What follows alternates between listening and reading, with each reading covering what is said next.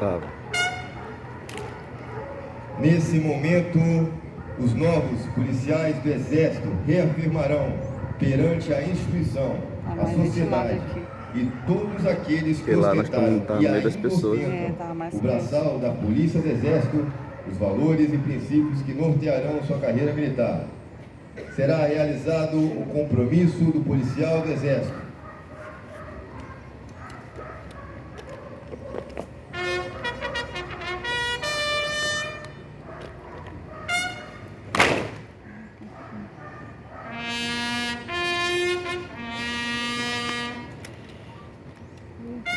Furou o pneu dela.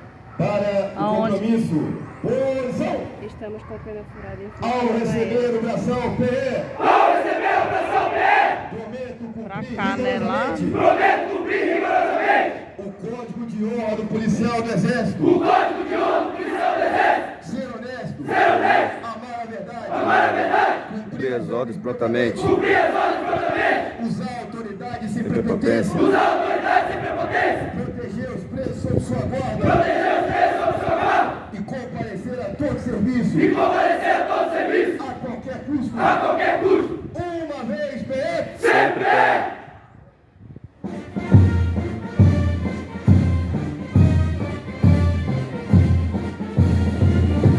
Grupamento. Via.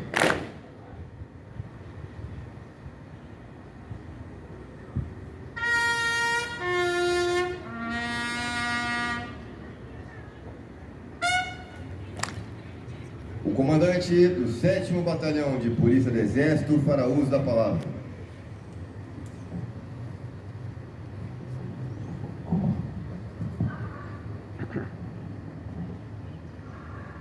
Senhor Coronel Basílio, subchefe do Estado-Maior do Comando Militar da Amazônia, Senhor Coronel Anderson, subchefe do 2º Grupamento, chefe do Estado-Maior do 2º Grupamento de Engenharia, Senhor Coronel Mellinger, subchefe do Centro de Coordenação de Operações do Comando Militar da Amazônia, Senhor Tenente Coronel Tenório, chefe do Centro de Embarcações do Comando Militar da Amazônia, Senhor